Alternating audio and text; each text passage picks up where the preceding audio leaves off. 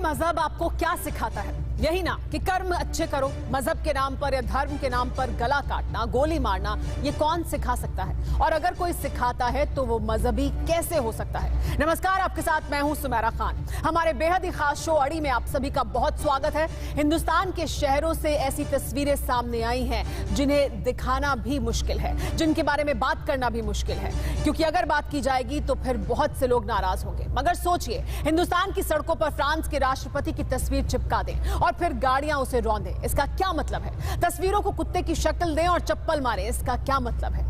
हैरानी तब और होती है जब पड़ोसी मुल्क पाकिस्तान में इमरान के गुर्गे मासूमों के जहन में ऐसा जहर घोलते हैं जिसे देखकर हर मजहब का खून खौल उठता है। आज हम आपको कार्टून के जरिए ही सच्चाई दिखाएंगे, उसकी जिसने दुनिया दो खेमे में बांट रखी है। समझाएंगे कैसे एक देश यूरोप, अमेरिका, फ्रांस सबका दुश्मन क्यों बन बैठा है और उस देश के यार कट्टरपंथ को लेकर इतने बेकरार क्यों हैं। मगर उससे पहले सबसे बड़ी खबर जिसने आज पूरी दुनिया को हिला कर रख दिया। आज की बड़ी खबर जिसने आज पूरी दुनिया को हिलाकर रख दिया वो ये कि अलकायदा की फ्रांस के राष्ट्रपति को धमकी है। आतंकियों पर हमले के बाद मैक्रों को सीधे धमकी दी गई है। पैगंबर की तौहीन करने वाले मारे जाएंगे, ये सीधे धमकी दी गई है। हर मुसलमान को ऐसे लोगों को मारने का हक है। कार्टून विवाद पर मैक्रों के बयान से नाराज है अलकायदा और अलकायदा की तरफ से ये बड़ी धमकी दी गई है मैक्रों को। और सीधे तौर पर इस धमकी में कह दिया गया है कि हर मुसलमान को यह हक है कि वो जो भी पैगंबर मोहम्मद के खिलाफ गलत बात करता है उसको मारने का हक रखता है। लेकिन क्या यही है तस्वीर इस्लाम की? ये क्यों इस तरह के बयान दिए जा रहे हैं? क्यों आईएस के आतंकी एक्टिव हो गए हैं?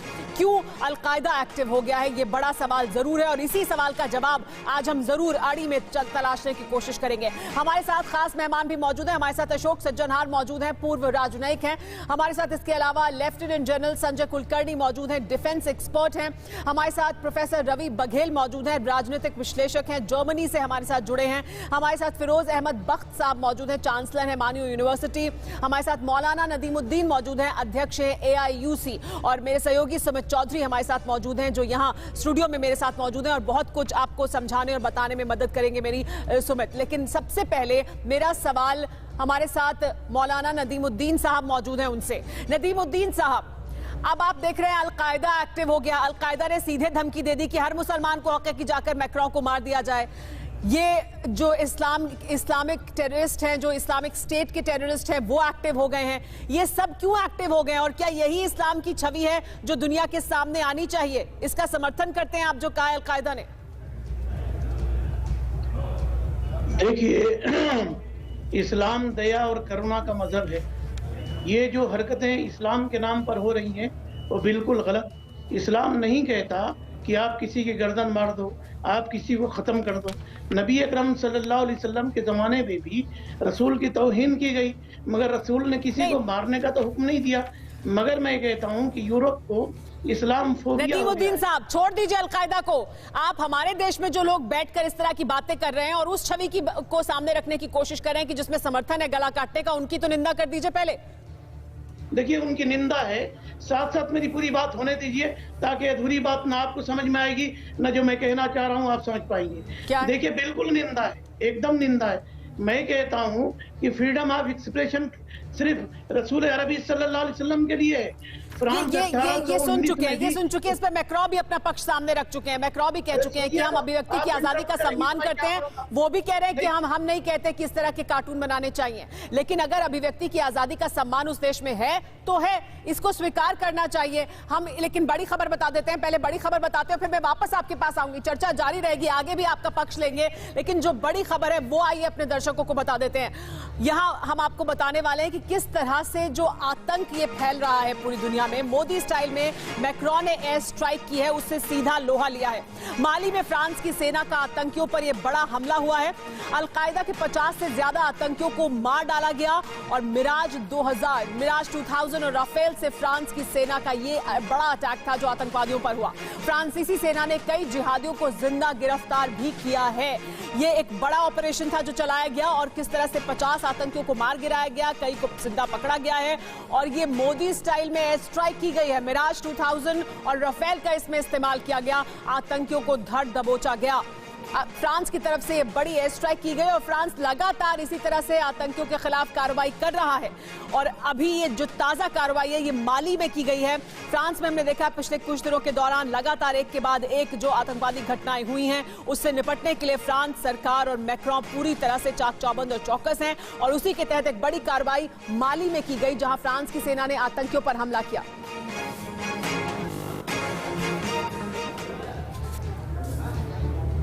लेकिन फ्रांस की क्या नीति है, फ्रांस किस रणनीति के तहत आगे बढ़ रहा है, आइए ये आपको बताते हैं। फ्रांस का आरंभ है प्रचंड और आतंक होगा खंड खंड। जिस तरह का रिजॉल्व दिखा रहे हैं, जिस तरह की अपने इरादों को जाहिर किया है मैक्रोन ने, उससे साफ तौर पर ऐसा लग रहा है कि ये सिर्फ आरंभ है। जिस तरह का हमला फ्रांस की तरफ से किया गया आतंकवादियों पर, आगे और बहुत कुछ होने वाला है। क्या होने वाला है ये आपको बताते हैं। देखिए ये वो जगह है माली जहां पर आज फ्रांस की तरफ से आतंकवादियों को मार गिराया गया और ये बॉर्डर का इलाका है नाइजर और बुर्किना फासो का। मेरे साथ सुमित भी मौजूद है, मैं चाहूंगी कि सुमित भी हमारे साथ आए वॉल पर और हम लोगों को बताने की कोशिश करें कि किस तरह से मिराज 2000 का इस्तेमाल किया गया, राफेल का इस्तेमाल किया गया यहां माली में एयर स्ट्राइक करने के लिए। साथ ही हम ये भी बता रहे हैं कि आत्मघाती जैकेट के साथ आतंकियों को पकड़ा है, लेकिन फ्रांस ने जहां ये अटैक किया है ये बड़ी एयर स्ट्राइक थी। बिल्कुल सुमेरा, ये पूरा इलाका जो है करीबन 600 किलोमीटर का ये बाउंड्री एरिया है। जो ट्रांजैक्शन हम बात कर रहे हैं कि 3 इलाकों की या फिर 3 कंट्रीज की जो बाउंड्रीज है यहाँ मिलती है। और ये मैं आपको बता दूं 2012 से ही यहाँ पर जिहादी जो टेररिस्ट थे वो यहाँ पूरे इलाकों में माली के कैप्चर कर बैठे थे और 13 के अंदर फ्रांस को इंडक्ट किया गया या फिर यूएन पीस कीपिंग फोर्स को, और तभी से फ्रांस यहाँ पर एक्टिव है। और लगातार सर्विलेंस से ये पता लग रहा था कि इन इलाकों के अंदर अलग अलग बैचेस के अंदर कई जो अलकायदा से एफिलिएटेड टेररिस्ट ग्रुप हैं वो फ्रांस की तरफ रुख करेंगे, क्योंकि फ्रांस में जिस तरीके से अशांति चल रही है या फिर वहां पर जो उस सिचुएशन को आगे बढ़ाने के लिए, और उसी के बाद ये एयर स्ट्राइक्स को अंजाम दिया गया। यहाँ पर यानी फ्रांस की जो एयर फोर्स है, फ्रांस की जो सेना है वो पहले से एक्टिव है इस इलाके में और वो नजर बनाए हुए थे कहां पर बड़ा मूवमेंट होगा। और सुमेरा ड्रोन की मदद से सर्विलेंस से इनपुट ये मैं जानना चाहती थी क्योंकि 50 आतंकी थे, बाइक्स पर थे, ऐसी जानकारी मिल रही, तो उनको कैसे ट्रैक किया गया और कैसे ये हमला किया? देखिए सर्विलेंस को लगातार आपके ड्रोन से सर्विलेंस किया जा रहा था और ये बताया गया कि उसने पिक्चर प्रोवाइड की, रियल टाइम पिक्चर, जिसमें देखा गया करीबन 30 से ज्यादा बाइक्स के ऊपर टेररिस्ट जो हैं वो वहां पर मूव कर रहे हैं आगे के इलाकों के अंदर जंगल की तरफ। और उसके बाद ये एयर स्ट्राइक को अंजाम दिया गया जिसमें स्क्रैम्बल किया गया मिराज 2000 को। इसके अलावा उनके कई ड्रोन्स थे जो अटैक ड्रोन्स थे, कॉम्बैट ड्रोन्स थे, उनको भी लगाया गया और उसके बाद इस पूरी ऑपरेशन को अंजाम दिया गया। और इंपॉर्टेंट ये है सुमेरा कि उसके बाद भी उन्होंने कई टेररिस्ट को पकड़ा है जंगल से, जिनको वो डिटेन कर रहे हैं। ये जान रहे हैं कि आखिरकार उनके इस अटैक का क्या मोटिव था और कितना बड़ी बात है सुमित, और इसी के बारे में बात भी करेंगे हम। ये जो हमला हुआ है, हमारे साथ जो मेहमान मौजूद है उनसे भी बात करते हैं। हमारे साथ अशोक सज्जनहार जी मौजूद है। अशोक सज्जनहार जी, हम इस इलाके को मैप के जरिए तो लोगों को बता रहे हैं, लेकिन ये किस तरह की लड़ाई है फ्रांस जो माली में लगातार लड़ रहा है, किस तरह से फ्रांस को यहां पर जो आज ये अटैक हुआ है इससे बड़ी सफलता मिल सकती है वहां की सरकार को, फ्रांस की सरकार को? देखिए मेरे विचार से सुमेरा जी, ये तो केवल फ्रांस की लड़ाई नहीं है, ये पूरी दुनिया की लड़ाई है। यहाँ पर देखिए जब से अलकायदा और इस्लामिक स्टेट सीरिया और इराक में जब से उनको ऊपर दबाव बढ़ा, उनके ऊपर प्रेशर बढ़ा, क्योंकि जब से सितंबर 2015 में रूस ने इसमें सीरिया की जंग में एंट्री की है, तब से उनके विरुद्ध बहुत कार्रवाई की गई है और वो वहां से काफी हद तक वहां से निकल गए हैं। और वहां से निकलकर वो यहाँ पर आए हैं, अफ्रीका में आए हैं, नाइजीरिया में आए हैं, जैसे आपने अभी बताया बुर्किना फासो, नाइजर, माली वगैरह उस एरिया में आए हैं। वहां पर उन्होंने अपने अड्डे बना लिए हैं। अब वहां से वो अड्डे बनाकर पूरी दुनिया में जो भी है, जहां पर भी है, आतंकवाद को फैलाना चाहते हैं। और ये जो डेमोक्रेसीज हैं, ये जो गणतंत्र हैं, उनके विरुद्ध उनका बिल्कुल ज्यादा वो है, नजर है। और समझते हैं और उसी एक्शन को वो शायद आगे बढ़ा रहे थे। आप वापस आपके पास आऊंगी सर और जानकारी लेंगे। हमारे साथ प्रोफेसर रवि बघेल भी मौजूद है जो हमारे साथ जर्मनी से जुड़े हैं, इस इलाके को भी बहुत अच्छे से जानते हैं। रवि बघेल जी, आपसे मैं समझना चाहूंगी, अगर बहुत ही आसान भाषा में हम हमारे दर्शकों को बता पाए कि दरअसल यहाँ जहां आज फ्रांस ने अटैक किया है माली में, यहाँ पर किस तरह की लड़ाई है जो चल रही है और फ्रांस क्यों वहां मदद कर रहा है? फ्रांस नाइजर, बुर्किना फासो और माली इस इलाके में किस तरह से एक्टिव है? वहां पर यूएन फोर्सेस भी हैं। कोई नई बात नहीं है, फ्रांस काफी टाइम से वहाँ एक्टिव रहा है। जो नया है वो ये है कि फ्रांस ज्यादातर ये सब छुप छुपा के कर रहा था अब तक, लेकिन जो नया है वो इन्होंने खुले में बताया कि इन्होंने अभी पिछले कोई 3 दिनों में 100 आतंकी भरे हैं और उसके चंद दिनों पहले यहाँ पर 200 आतंकी छोड़े गए थे।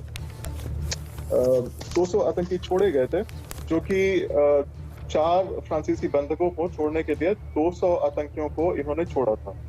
अब फ्रांस के जो आखिरी बंधक थे वो छूट गए हैं और इसके लिए बदला लेने के लिए फ्रांस ने वो जो 200 छोड़े थे उसमें से 100 को हवाई जहाज, लड़ाकू जहाज, हेलीकॉप्टर, सैनिक जो थे इनको लेकर इनको खत्म कर दिया है। तो जिनको छोड़ा गया था अपने हॉस्टेजेस को छुड़ाने के लिए, उनको टारगेट किया है लगातार और उनको खत्म करने की कोशिश की। हमारे साथ डिफेंस एक्सपर्ट भी मौजूद हैं, लेफ्टिनेंट जनरल संजय कुलकर्णी जी। संजय कुलकर्णी जी, हम देख रहे हैं कि किस तरह से सर्विलांस की मदद ली गई और अभी फ्रांस की तरफ से कहा यह गया है कि ये शुरुआत है। हम और उससे भी ज्यादा मैं समझना चाहूंगी, जो रवि बघेल भी कह रहे हैं, जो अशोक सज्जनहार भी कह रहे थे, कि किस तरह से स्टांस में चेंज है ये फ्रांस के। फ्रांस खुलकर सामने आ गया है और फ्रांस ने कहा है कि वो किसी भी सूरत में पीछे नहीं हटेगा, कहीं पर भी अगर आतंकवाद होगा उससे निपटने के लिए। तो इससे हम क्या कुछ बदलता हुआ देखेंगे? सुमेरा, सबसे पहले हमने थोड़ा सा समझना चाहिए ये फ्रेंच रेवोल्यूशन जो है, जो हम लोगों ने मैंने सबने स्कूलों में पढ़ा है, वो फ्रेंच रेवोल्यूशन से वोल्टेयर से उनकी जो सोच है वो है I do not agree with the word you say but I defend your right to say it. तो ये जो सोच है, एक डेमोक्रेसी की सोच है, उनके वैल्यूज जो हैं उसके ऊपर पूरा फ्रांस खड़ा है। वो कहने ये तो मैंने कह दिया, लेकिन किसी भी आदमी को किसी की भी भावनाओं को ठेस पहुंचाने का हक नहीं है, वो किसी भी समुदाय का हो। वो डेमोक्रेसी में है, फ्रीडम ऑफ स्पीच जरूर है, पर फ्रीडम ऑफ स्पीच से मैं दूसरे के ठेस नहीं पहुंचा सकता। लेकिन जिसको ठेस पहुंची है वो कानून अपने हाथ में नहीं ले सकता।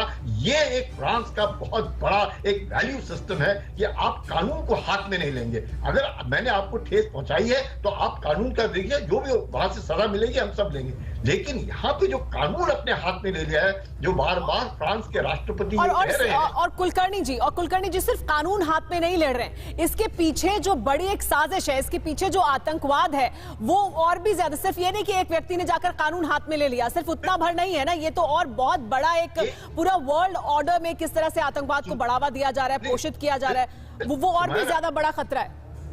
सुमायरा, इसमें कोई शक नहीं है। इसीलिए वो कह रहे हैं कि जितने भी इस्लामिक संगठन हैं, जिसमें हिंसक संगठन है, उनकी जो सोच है कि किसी भी संविधान जो है वो संविधान नहीं है, देश नहीं है, उसको नहीं बख्शा जाएगा। और ये सख्त रुख अख्तियार किया फ्रांस। एक और बड़ी खबर ले लेते हैं, फिर वापस अपने मेहमानों के पास आएंगे। अफ्रीकी देश माली में फ्रांस का ये बड़ा ऑपरेशन, इसके बारे में हमने आपको जानकारी दी। TV9 भारतवर्ष पर फ्रांस के ऑपरेशन का एक्सक्लूसिव वीडियो हम आपको दिखा रहे हैं। फ्रांस की सेना ने आतंकियों को जिंदा पकड़ा है, यानी कुछ आतंकियों को मार गिराया गया लेकिन बाकियों को जिंदा पकड़ लिया गया। पेड़ के नीचे छिपे आतंकियों पर बम बरसाए गए हैं।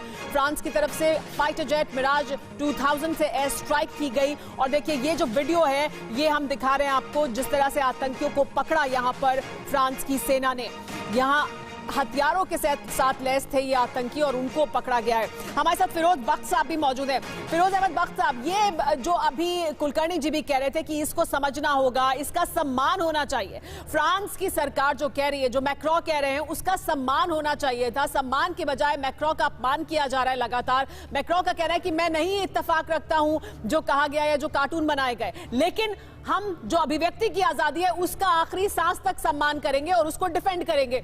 इसका तो सम्मान होना चाहिए था, इसका हम उलट देख रहे हैं भारत में, बाकी तमाम जगहों पर। हाँ, देखिए, अगर आपको मेरी आवाज पहुंच रही है, निहायती अदब और एहतराम के साथ सुमेरा साहिबा, मैं कहना चाहूंगा कि अब जो ये 3rd वर्ल्ड वॉर होगी, कि हम सुनते थे पानी के ऊपर होगी या साउथ चाइना सीज में होगी, नहीं, अब ये थर्ड वर्ल्ड वॉर जो है that will be against terrorism, आतंकवाद के खिलाफ होगी। और अगर देखिए 8वीं सदी में इमाम गजाली ने एक बात कही थी, उसी तरह की हरकतें जैसी कुछ भटके हुए और भड़काए हुए और ब्रेन वॉश कुछ मुस्लिम लोगों ने वहाँ करी हैं। फ्रांस में टीचर का सर उतार दिया, चर्च में जाके गला काट लिया, और भी इस तरह की हरकतें करी हैं। जब ऐसी 8वीं सदी में घटनाएं हुई तो इमाम गजाली ने ये कहा मुसलमानों से कि अगर तुम टेररिज्म को ख़त्म नहीं करोगे तो टेररिज्म, आतंकवाद तुम्हें ख़त्म कर देगा। तो ये बात हमें आज भी, यानी आप देखिए इतने सारे साल हो गए। फिरोज अहमद बख्श साहब, आप ये कह रहे हैं आतंकवाद की वजह से होगी, आतंकवाद जड़ में होगा। सर मेरा एक और सवाल आपसे इसी से जुड़ा हुआ, आप कह रहे हैं आतंकवाद जड़ में होगा तीसरे विश्व युद्ध के, लेकिन इसके पीछे देश कौन से होंगे, कौन होंगे इनके अगुवा जो ये तीसरा विश्व युद्ध कराने वाले? हाँ देखिए, मैं बता रहा हूँ, जो देश आगे आ रहे हैं, जो अपने को सोचते हैं कि हम मुसलमानों के नेता बन रहे हैं, उसमें एक तो तैयब अर्दोगान है, तुर्की है, उसके अलावा मलेशिया भी उभर के आया है, ठीक है। महातीर मोहम्मद, मुझे पता नहीं वो सटिया गए, अच्छे खासे वहाँ के वो प्राइम मिनिस्टर हुआ करते थे, और इमरान खान भी इस लाइन में। ये लोग चाह रहे हैं कि पूरी दुनिया को, इस पूरी दुनिया के अंदर इस्लाम और क्रिश्चियनिटी के बीच में लड़ाई और इमरान खान पर, इमरान खान और अर्दोआन दोनों से जुड़ी हुई हम बड़ी खबर दिखाएंगे आगे अपने बुलेटिन में। दोनों से जुड़े बड़ी जानकारी, बड़ी खबर हम आपको आगे दिखाने वाले हैं। थोड़ी देर में अर्दोआन को लेकर हम बड़ी खबर दिखाएंगे कि वो किस तरह से सुल्तान बनना चाहते हैं और उसके पीछे वो क्या कुछ करने के लिए राजी हैं। लेकिन इस वक्त एक बड़ी खबर ले लेते हैं। वियना अटैक के बाद दिल्ली में अलर्ट जारी कर दिया गया है। नई दिल्ली में ऑस्ट्रिया की एम्बेसी को बंद किया गया है। 11 नवंबर तक ऑस्ट्रिया की एम्बेसी को बंद रखा जाएगा। वियना सीरियल अटैक में 7 लोगों की मौत के बाद यह बड़ा फैसला लिया गया है। वियना पुलिस ने एक हमलावर को ढेर भी किया था, लेकिन उसके बाद जो वियना में हुआ, उसके बाद यहां नई दिल्ली में हाई अलर्ट जारी किया गया। ऑस्ट्रिया की एम्बेसी को बंद भी कर दिया गया है। अटैक में, वियना में जो अटैक हुआ था उसमें 7 लोगों की मौत हुई थी। लेकिन हम आपको ये बता रहे हैं लगातार, देखिए किस तरह से वियना में जो अटैक हुआ उस पर सख्त कार्रवाई की गई, लेकिन यहां वियना के अटैक का असर और उसकी गूंज यहां दिल्ली तक भी सुनाई दे रही है, क्योंकि यहां पर भी अब हाई अलर्ट जारी कर दिया गया है। वियना के अटैक के बाद ऑस्ट्रिया की एम्बेसी को एहतियातन बंद किया गया है, कुछ समय बंद रहेगी, और यह भी कहा जा रहा है कि हाई अलर्ट पर है दिल्ली में भी तमाम सुरक्षा एजेंसियां, तमाम एजेंसियों को यह जानकारी दी गई है। लेकिन फ्रांस के बाद हमारे करीबी देश ऑस्ट्रिया को निशाना बनाया गया, ये कहा मैक्रों ने। मैक्रों ने क्या बयान दिया, वो बहुत अहमियत रखता है। वियना पर हुए अटैक के बाद, फ्रांस के बाद हमारे करीबी देश ऑस्ट्रिया को निशाना बना गया। हमारे दुश्मनों को पता होना चाहिए कि हम झुकेंगे नहीं और साथ मिलकर लड़ेंगे। मैक्रों ने बहुत सख्त शब्दों का इस्तेमाल किया है, और बहुत सख्त शब्दों का इस्तेमाल करते हुए उन्होंने कहा है कि जो ये हमला कर रहे हैं वो ये जानते नहीं कि हम यूरोप हैं और हम किसी भी सूरत में उनके सामने झुकेंगे नहीं, हम डटकर उनके सामने खड़े रहेंगे। ये बड़ी बात है। अशोक सज्जनहार जी, इसका क्या मतलब है, जो बयान था और जो उसकी टोन थी मैक्रों के?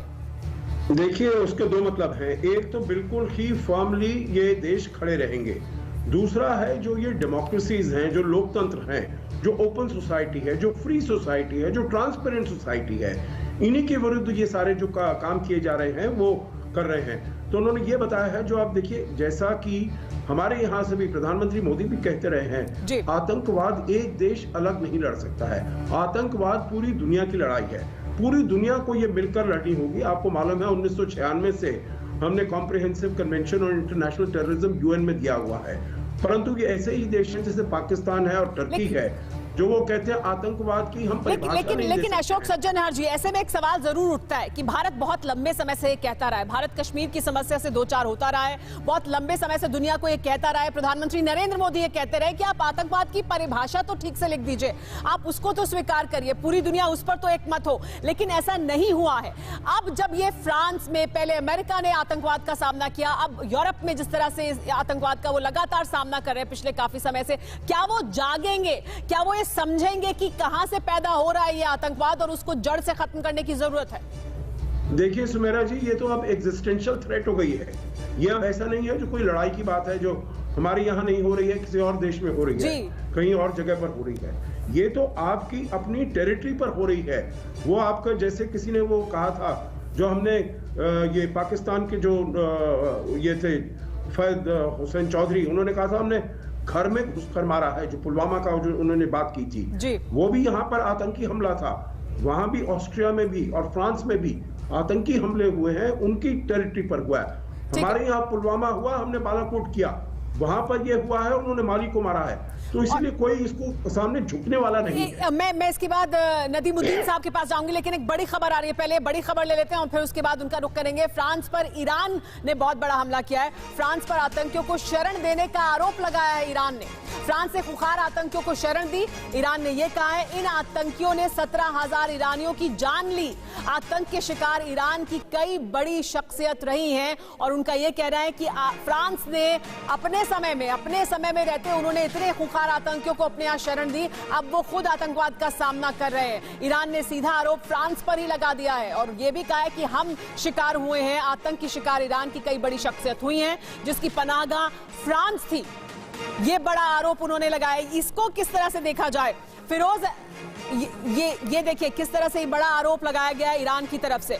आइए हम आपको वॉल के जरिए भी बताते हैं कि क्या कहा जा रहा है कि आर्मेनिया अजरबैजान को लेकर भी बड़ी जानकारी सामने है। आर्मेनिया अजरबैजान की जंग का कारण क्यों हम ये कह रहे हैं? देखिए अर्दोआन को लेकर हम आपके सामने एक बड़ी जानकारी सामने रख रहे हैं। देखिए किस तरह से टर्की और अर्दोआन कार्टून को लेकर काफी बेचैन है, लेकिन ये जो कार्टून है ये दिखाता है कि क्या करना चाहते हैं अर्दोआन किस तरह से। ये देखिए टर्की और यहाँ है यूरोप, यानी टर्की से यूरोप में जो जाने का रास्ता है वो आतंकियों के जरिए अर्दोआन इस्तेमाल करना चाहते हैं और खुद इसके बाद शैतान का रुख वो इख्तियार करना चाहते हैं। सुमित भी हमारे साथ मौजूद है। सुमित, ये कार्टून बखूबी बयान करता है कि अर्दोआन की क्या मंशा है। सुमेरा, तस्वीर एक है और संदेश कई, और अगर आप इस पे देखें कहा जाता है कि टर्की गेटवे है यूरोप के लिए, और अगर आप इस तरफ देख रहे हो ये ब्लैक सी है और ये पूरा इस्तांबुल। अगर आप माने तो कहा जाता है कि सबसे पहले कहीं पर भी आप वर्ल्ड में अगर ISIS के फुटप्रिंट्स को देखें या उनको देखें तो आपको कहीं ना कहीं उनके लिंक टर्की से मिलते हैं। ये हमने सीरिया में देखा, ये हमने अजरबैजान और आर्मेनिया में देखा, फिर हमने देखा माफ कीजिएगा लीबिया में देखा, और उसके बाद हम ये देख रहे हैं कि अब टर्की के अंदर टर्की से ये ISIS यूरोप की तरफ मूव कर रहा है। और आप मान के चलिए जब आप फ्रांस की बात करते हैं, जब आप दूसरे देशों की बात करते हैं या ऑस्ट्रिया की बात करते हैं, अटैक हुआ उससे 2 दिन पहले अटैक में इंटेलिजेंस ने कहा था कि टर्की के हो सकते हैं, टर्की का इनपुट जो था वो मिलता है। तो ये तस्वीर अपने आप में दर्शा रही है। क्या ये कि अर्दोआन यहां से आतंकवाद के जरिए यूरोप में एंट्री करना चाहते हैं, ये बैकडोर वो इस्तेमाल कर रहे हैं? ये बैकड्रॉप और ये आप मान के चलिए सुमेरा कि टर्की की तरफ से लगातार ये इनपुट आ रहे हैं कि ISIS को पैम्पर करने के लिए। आइए ये भी बता देते हैं दर्शकों को कि कैसे और क्यों हम ये कह रहे हैं। ये जो कार्टून है बखूबी बयान करता है कि अर्दोआन की मंशा क्या है, क्योंकि अजरबैजान और आर्मेनिया की जंग को भड़काया है, उसका कारण तुर्की है। ये बड़ी वजह है। अर्दोआन को हमने देखा खासतौर पर कि वो लगातार इस पूरी जंग को भड़काने में उनका बड़ा रोल रहा है। इसके अलावा ग्रीस के खिलाफ लगातार आक्रामक बना हुआ है तुर्की समेत। तो एक तरफ आर्मेनिया अजरबैजान को की जंग को भड़काता रहा है, दूसरी तरफ ग्रीस के खिलाफ आक्रामक बना हुआ है तुर्की। अमेरिका, फ्रांस और रूस की बात नहीं सुन रहा है, हालांकि उनके साथ उसकी बहुत लंबे समय तक एक अच्छा कोलैबोरेशन रहा है, यूरोप के साथ भी, अमेरिका फ्रांस के साथ भी, लेकिन अब उनकी किसी की बात नहीं सुन रहा है। इसलिए क्योंकि सुमेरा जब तक उसको यूरोपियन यूनियन में आना था तब तक टर्की इन लोगों की बात सुन रहा था, लेकिन जब ये रास्ता साफ हो गया कि नहीं, क्योंकि उनके यहाँ ह्यूमन राइट्स वॉयलेशन बहुत ज्यादा है, लगातार टर्की पे यह आरोप लगाए कि उन्होंने कई टेररिस्ट ग्रुप हैं उनको पैम्पर किया, उनको अपने यहाँ पैदा किया, तब से टर्की का रुख बिल्कुल ड्रास्टिकली चेंज हुआ है। और जब हम सीरिया की बात कर रहे हैं, 2011 से ही सीरिया में जब से ISIS की बात हुई तब से टर्की का इन्वॉल्वमेंट सीधे तौर पर देखा गया। और फ्रांस के खिलाफ भी लगातार षड्यंत्र कर रहा है तुर्की, और अर्दोआन कहीं ना कहीं सामने खड़े हुए हैं, वो सामने कवच बनकर खड़े हुए हैं। तुर्की को सबसे बड़ा खतरा मानते हैं इजराइल, मिस्र और साइप्रस। ये तमाम जो देश हैं वो भी तुर्की को अपने लिए एक बड़ा खतरा मानते हैं, क्योंकि तुर्की अब अगवा बनने की कोशिश में है जो इस्लामिक वर्ल्ड है उसका। तो मेरा 2 चीजें सबसे ज्यादा पूरे दुनिया के सामने सबसे बड़े चैलेंज है, वो है टेररिज्म और रेडिकलाइजेशन। दोनों का एपिसेंटर इस समय टर्की बना हुआ है, और टर्की ना सिर्फ अपने इलाकों में बल्कि ये पुश कर रहा है एशिया की तरफ भी। एशिया के कई मुल्क सीधे तौर पर ये कह रहे हैं कि टर्की की तरफ से रेडिकलाइजेशन या फिर टेररिज्म सीधा उन कंट्रीज में आ रहा है। जी और साथ ही तुर्की जो है वो फिलिस्तीन में हमास का बड़ा समर्थक भी बन चुका है। अर्दोआन उसके भी बड़े समर्थक हैं। फिलिस्तीन के बहाने इजराइल को टारगेट करता है तुर्की। ये वो तमाम वजहें जो बता रही हैं कि किस तरह से अर्दोआन और तुर्की दुनिया में इस वक्त केंद्र बन चुके हैं। जो भी कुछ आतंकवाद को बढ़ावा मिल रहा है या प्रायोजित या पोषित हो रहा है, वो सब कुछ यहाँ से हो रहा है और सभी जो षड्यंत्र हैं वो भी यहीं से रचे जा रहे हैं। बिल्कुल, ये बात जो कही जा रही है कि एर्दोगन शैतान, ये बिल्कुल सही है, क्योंकि उनका कहानी या उनके आप पूरे पैटर्न को फॉलो करें तो लगातार ना सिर्फ मिलिट्री को बल्कि अब वो किस तरीके से इस्लामिक रेडिकलाइजेशन या कट्टरवाद जिसकी आप बात कहते हैं उसको पूरा वो उसको आगे बढ़ाने की कोशिश कर रहे हैं। और भी कुछ जानकारी बता देते हैं अपने दर्शकों को। अमेरिका कई बार तुर्की को खुली चेतावनी दे चुका है, अमेरिका लगातार चेतावनी दे रहा है।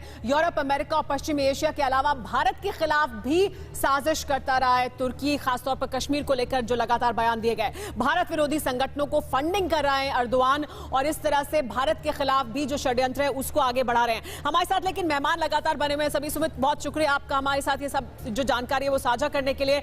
नदीमुद्दीन साहब, लेकिन मैं आपसे जानना चाहती हूँ, ये जो हम बता रहे हैं तुर्की को क्या वाकई अब ये माना जाने लगा है या एर्दोगान को वो अपनी हित को साधने के लिए अभी अगवा बने हुए हैं, लेकिन उनको भी अब सर आंखों पर रखा जा रहा है?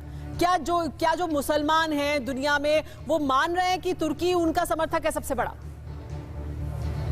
देखिए, अरबों और तुर्की के टकराव में जो तैयब एर्दोगान मुसलमानों के उम्मा के लीडर बनना चाहते हैं वो बन नहीं पाएंगे।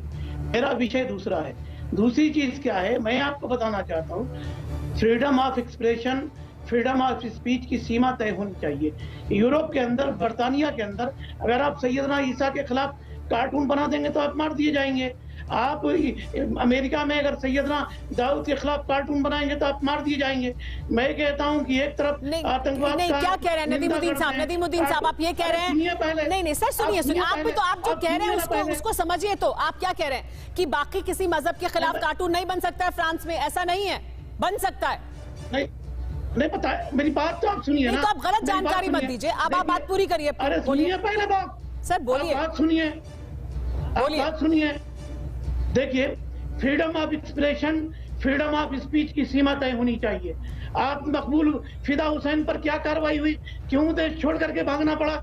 जब भगवत गीता पर रसिया के अंदर पाबंदी लगाई गई थी तो पार्लियामेंट में हिंदू और मुसलमान दोनों खड़े हो गए। महात्मा गांधी पर एक वेबसाइट ने नंगी तस्वीर बनाई। नदीमुद्दीन साहब, देखिए नदीमुद्दीन साहब, ये लगातार हम भी कह रहे हैं, ये लगातार हमारे साथ मौजूद आज भी सभी मेहमान कह रहे हैं, ये हर कोई कह रहा है, ये मैक्रो भी कह रहे हैं। कौन ये कह रहा है कि इसको बढ़ावा देना चाहिए? हर किसी का ये कहना है कि फ्रीडम ऑफ एक्सप्रेशन ठीक है, लेकिन किसी की भावनाओं को, किसी के धार्मिक मान्यताओं को आहत नहीं करना चाहिए।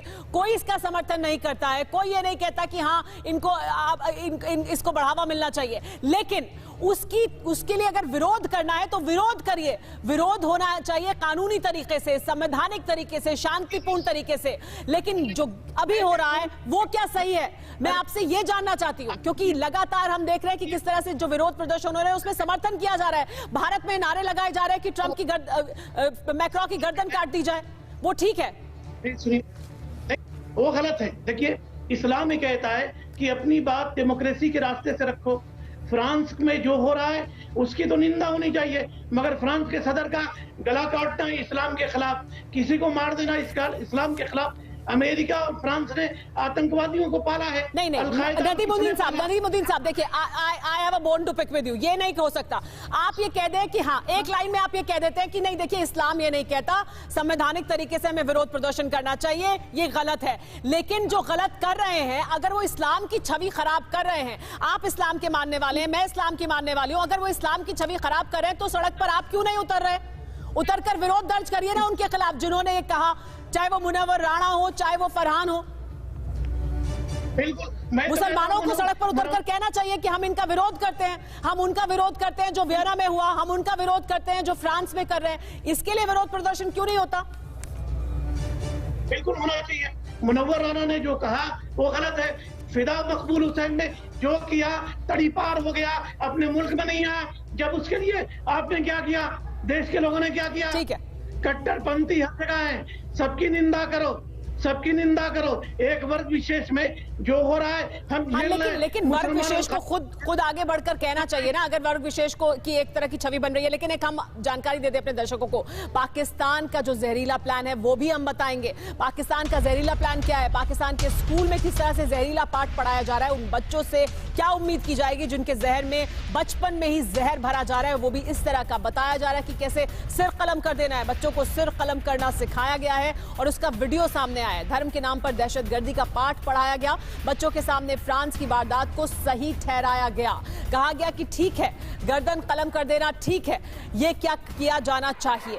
और क्या इसका समर्थन करते हैं सभ्य समाज के लोग? कार्टून क्यों बनाते हो?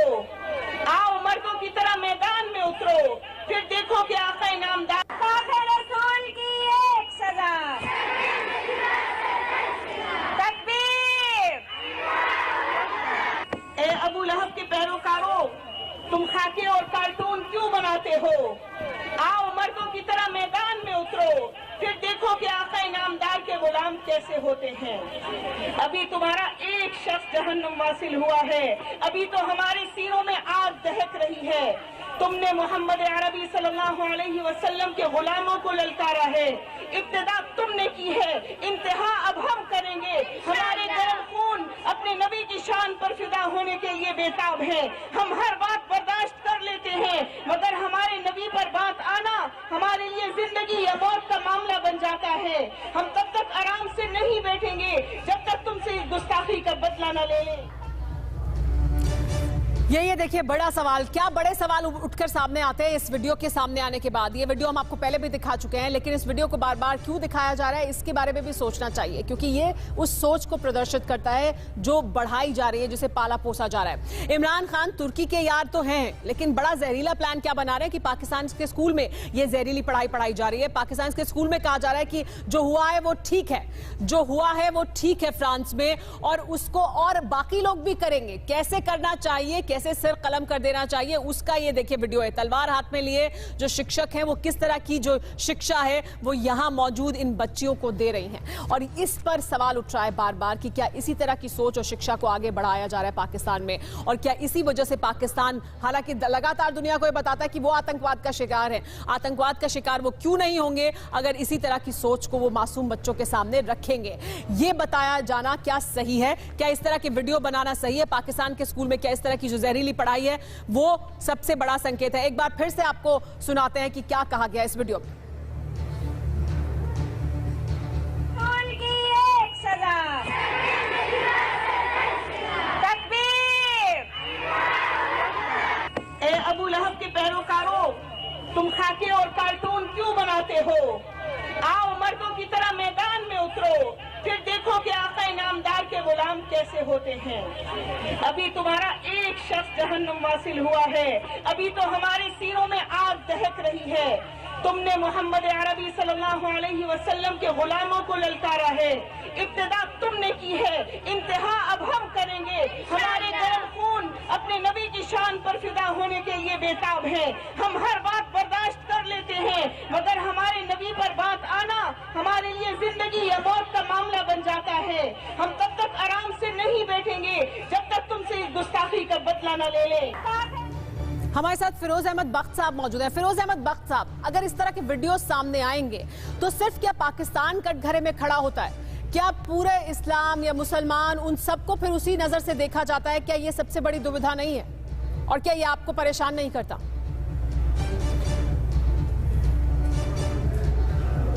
हाँ जी, देखिए ऐसा है सुमेरा साहिबा, आपने बहुत ही एक अहम बात कही है, इंपॉर्टेंट बात कही है। ये जो वीडियो है बड़ा जहरीला है, बड़ा ख़तरनाक है और आग लगाने वाला है। और ये देखिए बच्चियों को, ये बच्चियां जब आगे जाके माएँ बनेंगी तो क्या टेररिस्ट पैदा करेंगी? इस तरह की जो चीज़ें हैं ये ब्रेन वॉशिंग की जा रही है। टेररिस्ट इसी तरह की ट्रेनिंग से पैदा होते हैं, इससे मुसलमानों को बचना चाहिए। देखिए मुझे याद आ रहा है इस्लाम की सही डेफिनेशन, मैं पुट्टापर्थी में था तो वहाँ पर सत्य साई बाबा ने क्या एक डेफिनेशन बताई थी खूबसूरत इस्लाम की, और ये लोग उसको यू टर्न दे रहे हैं। उन्होंने कहा था इस्लाम ISLAM, I should love all man, ये तरीका इस्लाम का है। लेकिन इन लोगों ने देखिए शरिया अलग बना ली, अपनी चीजें अपने इसके पीछे क्या वजह समझते हैं आप? इसके पीछे क्या वजह समझते हैं कि पाकिस्तान में क्यों इस तरह के कट्टरपंथ को बढ़ावा दिया जा रहा है? खमियाजा भुगतना पड़ रहा है। इसकी क्या वजह है? हमारे साथ प्रोफेसर रवि बघेल मौजूद है। प्रोफेसर रवि बघेल, हम देख रहे हैं कि ये पाकिस्तान का वीडियो है, पाकिस्तान में कैसे कट्टरपंथ को बढ़ावा मिल रहा है, सालों से वो तो हम देखते आए हैं। लेकिन सिर्फ पाकिस्तान ही नहीं, फ्रांस, यूरोप में जो गेटोज हैं जहां पर बड़ी आबादी है मुसलमानों की, शरणार्थियों की रहती है, वहां पर भी हम ये जो कट्टरपंथ है इसको बढ़ते हुए देख रहे हैं। इस कट्टरपंथ को समय पर रोकने के लिए क्या दुनिया ने भी सही कदम नहीं उठाए हैं? क्या हम सब भी उसके लिए जिम्मेदार हैं? पहले बात हुई थी थर्ड वर्ल्ड वॉर की, तो थर्ड वर्ल्ड वॉर जो है ये फ्यूचर में नहीं, ये शुरू हो चुका है। ये हमारे शहरों में लड़ा जा रहा है, मुंबई में, पेरिस में, वियना में। ये जो हो रहा है ये एक विचारों का युद्ध है। क्या हम अपने बच्चों को अपने स्कूलों में जो लड़ रहे हैं वो विचारों की लड़ाई है? क्या हम अपने बच्चों को कोई 1000 साल पुरानी विचारधारा में ढालना चाहते हैं, या हम उन्हें सिखाना चाहते हैं कि हम सब साथ रह सकते हैं, हम सब फ्रीडम ऑफ एक्सप्रेशन जो है ये सब चीजें आगे भविष्य के लिए हैं, और हम जो मनुष्यता है वो इतना आगे तरक्की कर चुकी है, क्या हम अब लेकिन हमें ईरान के उस बयान को कैसे देखना चाहिए जिसमें वो कह रहे हैं कि फ्रांस ने खुद इतने सख्त और कट्टर आतंकवादियों को अपने यहाँ शरण दी, जिन्होंने ईरान के खिलाफ आतंकवाद को बढ़ाया, तो ईरान के खिलाफ आतंकवाद को बढ़ावा मिल रहा था तो फ्रांस को ठीक लग रहा था। अब फ्रांस को खुद वो झेलना पड़ रहा है तो उन्हें आतंकवाद बुरा लग रहा है। इसको कैसे देखते हैं आप?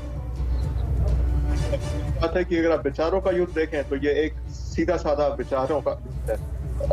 युद्ध हर तरीके से लड़ा जाता है। तो अगर आप देखें कि ईरान के जो अयातोल्ला हैं उनके खिलाफ लड़ना कोई बुरी बात नहीं, वो भी एक अपने देश के लोगों को इतना, औरतें जो है पहले 1970 में कहाँ थी और आज कहाँ पहुंच गई हैं, वहां पे कितना पिछड़ा कर दिया। मतलब ईरान के खिलाफ आतंकवाद हो तो वो ठीक है, यही आतंकवाद की जो परिभाषा है, क्या उसके बारे में और वाकई दुनिया को एक साथ बैठकर बात करने की जरूरत नहीं है कि किसके खिलाफ आप सख्त कार्रवाई कर सकते हैं और किसके खिलाफ आप सख्त कार्रवाई करेंगे तो वो सभ्य समाज के खिलाफ सख्त कार्रवाई मानी जाएगी, आतंकवाद माना जाएगा। एक बड़ी खबर ले लेते हैं, उसके बाद बात को आगे बढ़ाएंगे। फ्रांस वियना टेरर अटैक पर अमेरिका सख्त रुख इख्तियार कर रहा है। ट्रंप ने वियना अटैक पर नाराजगी जाहिर की है। आतंक के खिलाफ जंग में यूरोप के साथ है अमेरिका। ये कहा अमेरिका ने इस तरह के क्रूर हमले बंद होने चाहिए, ये कहना है ट्रंप का। लेकिन ये हम कहां जाते देख रहे हैं, ये बहुत अहमियत रखता है। अशोक सज्जनार जी, फ्रांस ने सख्त रुख इख्तियार किया है, यूरोप एक साथ खड़ा है, अब अमेरिका उनके साथ आया और उनका कहना है कि ऐसे हमले बंद होने चाहिए। इससे हम क्या कोई बदलाव देखेंगे दुनिया में होता हुआ?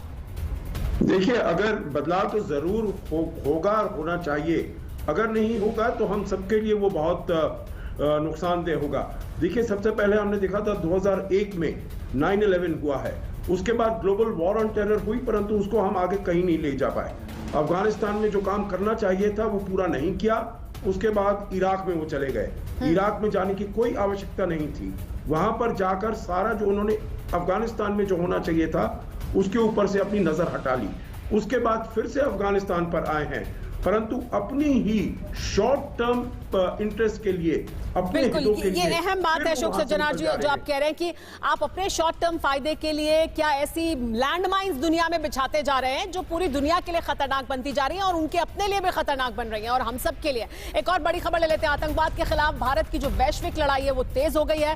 भारत का कट्टरपंथ के खिलाफ साझा लड़ाई पर जोर देने का जो रुख है वो सामने है। जर्मनी में भारत के विदेश सचिव का बड़ा बयान सामने आया है। ये हमले अभिव्यक्ति की आजादी के लिए खतरा है। आतंक के शिकार देशों को एकजुट होने की जरूरत है और भारत ये लगातार पहले भी कहता रहा है कि एकजुट होने की जरूरत है आतंकवाद के खिलाफ, लेकिन अभी तक ऐसा हो नहीं पाया है और इसे समझने की जरूरत है यूरोप के देशों को भी, फ्रांस को भी और अमेरिका को भी। आप सभी मेहमानों का बहुत बहुत शुक्रिया हमारे साथ जुड़ने के लिए। अड़ी में आज के लिए इतना ही, मुझे दीजिए इजाजत।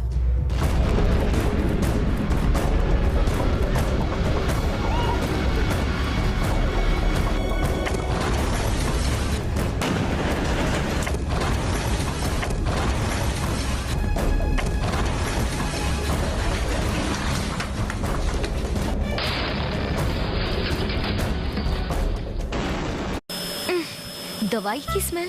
सुनो जी, कल तो कपड़े आप ही ने धोए थे ना? वो बाला ने बोला सेफ्टी के लिए कपड़े धोते समय दवाई डालने को। पूरी कॉलोनी में बाला की बात सुनने वाले बस एक आप ही हो। सेफ्टी के लिए डालो कंफर्ट जर्म प्रोटेक्ट। ये 99% बैक्टीरिया हटाए और दे महकती खुशबू। Comfort germ protect. है टीम भारत पे, जो देश के हर दुकानदार के साथ है खड़े। तभी तो लाए हैं देश की पहली 0% फी कार्ड मशीन। ना कोई ट्रांजैक्शन चार्ज, ना कोई किराया। भारत पे लगाओ, धंधा बढ़ाओ। घर लेट, खाना लेट, रिजल्ट